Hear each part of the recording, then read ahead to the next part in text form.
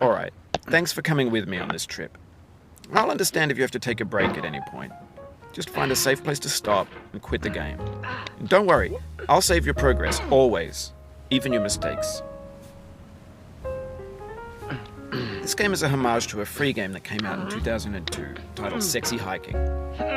The author of that game was Jazzuo, a mysterious Czech designer who was known at the time as the father of B games. And B games are rough assemblages of found objects.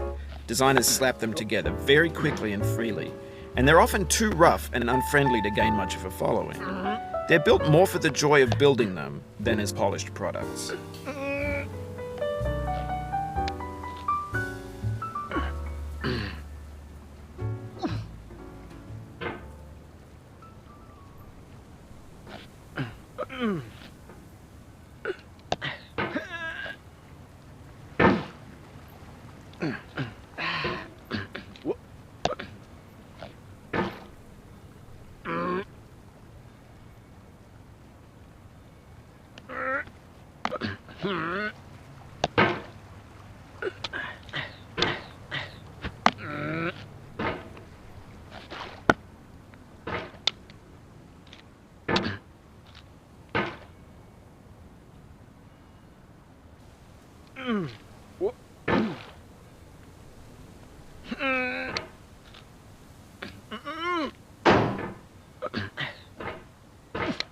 In a certain way, Sexy Hiking is the perfect embodiment of a B game.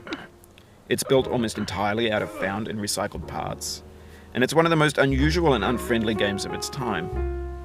In it, your task is simply to drag yourself up a mountain with a hammer.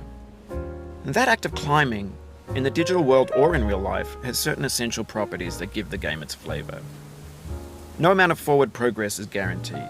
Some cliffs are too sheer or too slippery, and the player is constantly, unremittingly in danger of falling and losing everything.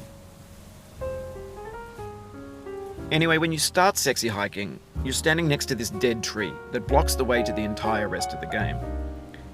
It might take you an hour to get over that tree, and a lot of people never got past it.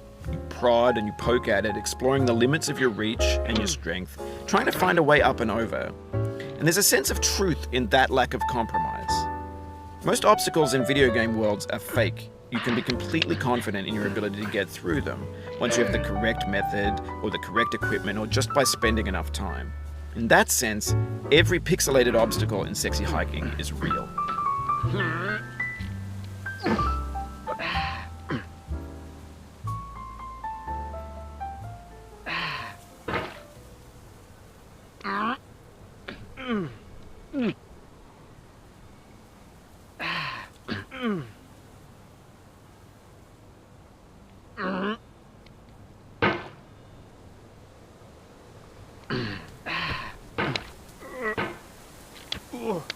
The obstacles in Sexy Hiking are unyielding, and that makes the game uniquely frustrating.